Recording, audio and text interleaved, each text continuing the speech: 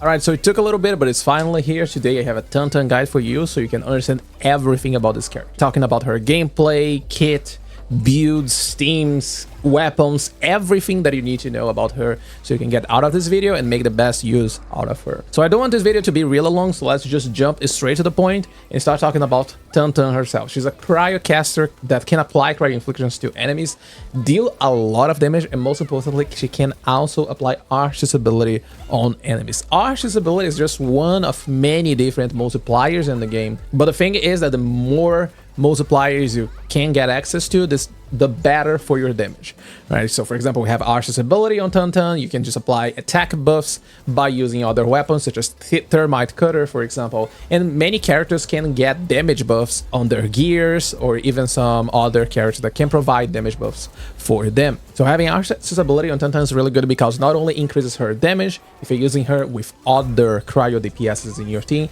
they are also going to benefit from this Arch's ability and deal more damage to enemies. Now, talking about her kit, most of your gameplay is going to revolve around her battle skill and the combo skill. So the battle skill is the main skill on Tangtang Kit because this is the one that is going to apply the cryo inflictions. This is the one that is going to summon these whirlpools that deal a lot of damage. But if you have water spouts in the field, the battle skill is also going to consume these water spouts to create additional whirlpools. So we have extra sources of damage, and most importantly, if you summon extra whirlpools, these are going to apply Arch's ability to enemies as well.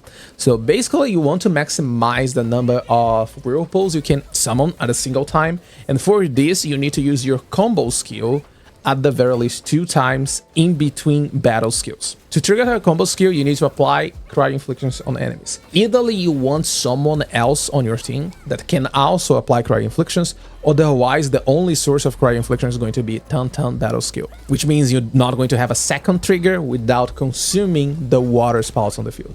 So it's really important for you to use 2 combo skills, then you use her battle skill, or her ultimate, which also counts and can consume these water spouts to summon the whirlpools and deal damage to enemies.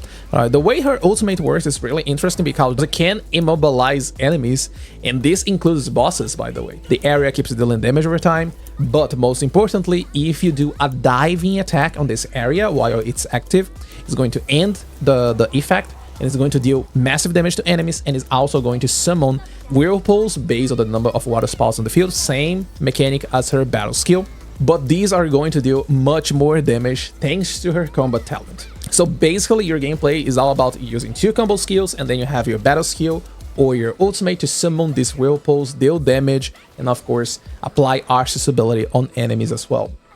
This is the core gameplay on Tangtang. It's pretty simple, just a little bit slow because you need to play around her combo skill cooldown, so you need to use combo skill, then another combo skill, and then you finish it up with your battle skill. Now for the most important part, let's talk about building your Tangtang. So when it comes to weapons, her signature weapon is insanely good. When I first saw the post where they give a quick preview of the weapon, and I saw that it applied Arch damage taken on enemies, I was actually surprised because this is really strong. This is not a multiplier that is widely available. This is a separate multiplier from your damage, from susceptibility, from anything that you can think about. And since this is a different multiplier, as I explained before in the beginning of the video, the more multipliers you can get access to, the better for your damage. So this being another multiplier is really good, and therefore it's a weapon that not only increases Tangtang damage by quite a lot, it also increases the damage of other characters in your team. So if you're using Tangtang with your Last with your Yvonne, they are going to love this weapon, as the Arch damage taken is going to help them deal even more damage. Just for you to have an idea, the second best option, assuming potential 0, is going to be Home Longing, the Battle Pass weapon, and this is a 25% damage difference for Tangtang. For your team, assuming that you have Last Rite, it's going to be around 13% damage difference, but it's still a pretty massive difference. Even if you go all the way to potential 5, Tangtang is still going to deal around 18% less damage than with her signature weapon. If you don't plan to get her signature weapon, really, and you still want to find a best option, you should definitely go for the Battle Pass weapon. Otherwise, you can maybe use Cannibal, Wedge, any 6-star option just for the stats. In terms of 5 stars, the best option is Opus the Living, and that's still 43% less damage than her signature weapon.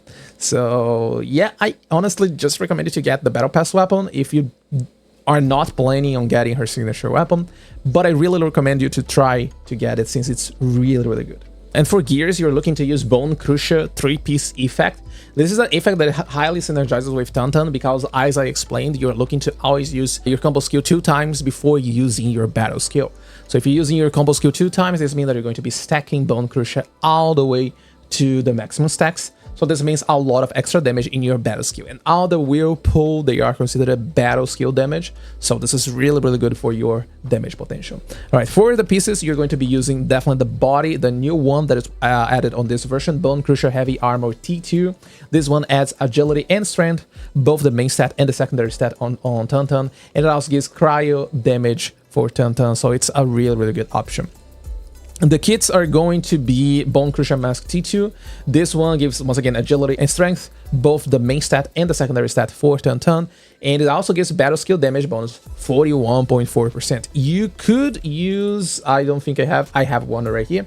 You could use Bone Crusher Mask, the default one, because it gives like pretty much the same damage as the T2. See right here, battle skill damage 41.4. This one gives damage bonus against staggered enemies. The problem is that this requires you to stagger the enemy in order to get this damage, but it's going to apply to everything that you do. But since most of Tangtang damage is on the battle skill, since all of the Whirlpool that you summon in the field, they are battle skill damage, so it's much better for you to use Bone Crusher Mask too, because this way you're still going to benefit from this increased damage, even outside of the stagger window. All right, so use 2 of these. It gives a lot of really good stats. It also gives a lot of extra damage for Tangtang battle skill. Now for the gloves, there are 2 different options. You can use MI security gloves. This is also going to give agility and strength. Once again, same stats that you're looking for. And is also going to give battle skill damage bonus 34.5.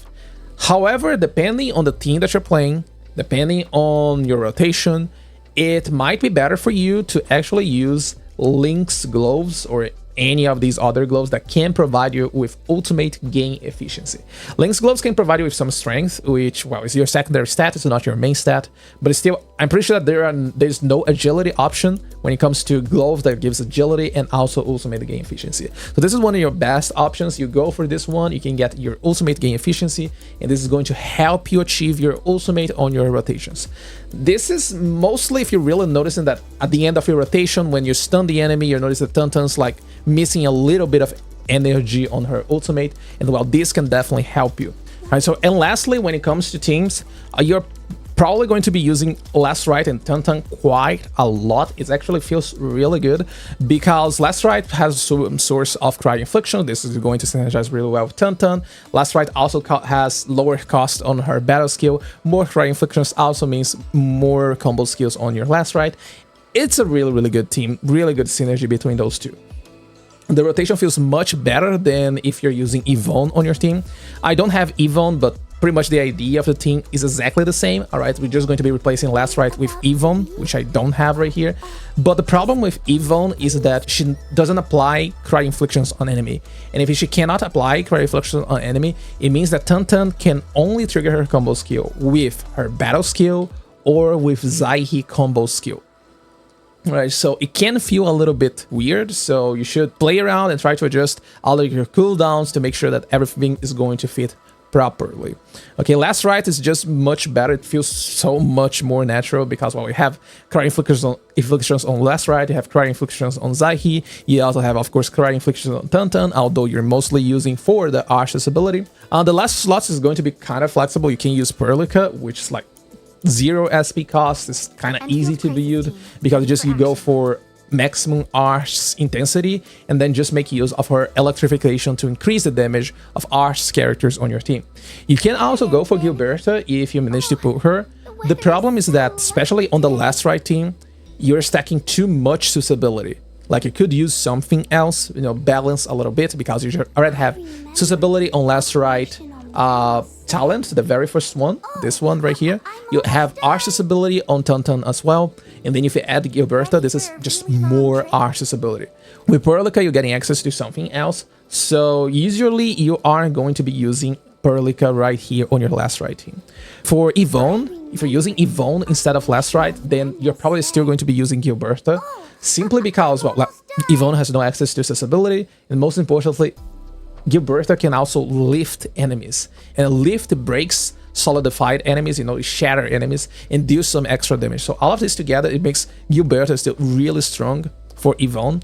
So even if you're using Tangtang, you still go for Gilberta on your Yvonne team. Zyhe is non-negotiable. Zyhe is always going to be on your CRYO teams. It doesn't matter, all right? As long as you have a CRYO DPS on your team, Zyhe will be there because she's just really good when it comes to increasing the damage of this operator. It gives amplification, once again, another multiplier, right? It also gives damage boost, a lot of stuff, all the healing, everything just in a single character. And also mention that depending on the arts unit that you're using on your Zyhe, you can get access to other multipliers as well. You can also use Tangtang as your main DPS. Once again, Zyhe is going to be here. This is like fixed. Whenever you have a CRYO DPS, Zyhe will be on the team.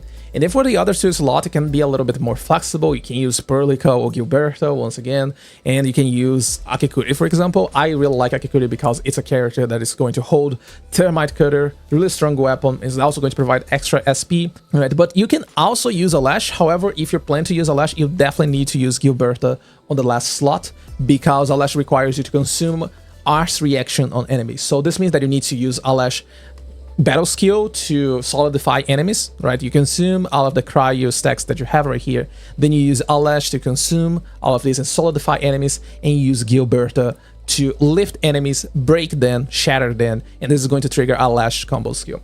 All right, so if you plan to use Alash, you definitely need Gilberta right here. If you don't have Gilberta, then it's better for you to not use Alash, just use Akikuri and Perlica or Gilberta on the third slot. I hope this video could help you understand the character and many of the different themes that you can use.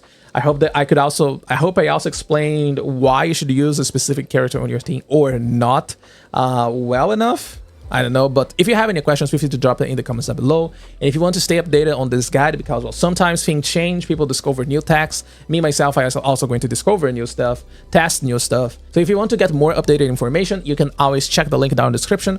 Different operator guides, a lot of different calculations are going to be available there in many other characters that I'm still going to cover here on my YouTube channel, right? But if you want more information, fresh information, you can always hit me up on Discord as well. I'm always over there. You can just ping me on my server. Link is down in the description as well. And just let me know if like something feels wrong or you want to know anything, just drop a question and I'll do my best to answer you. All right, so hope this video could help you, and that's it, I guess. All right, thank you so much for watching this video. Have a beautiful day, and I'll see you next time.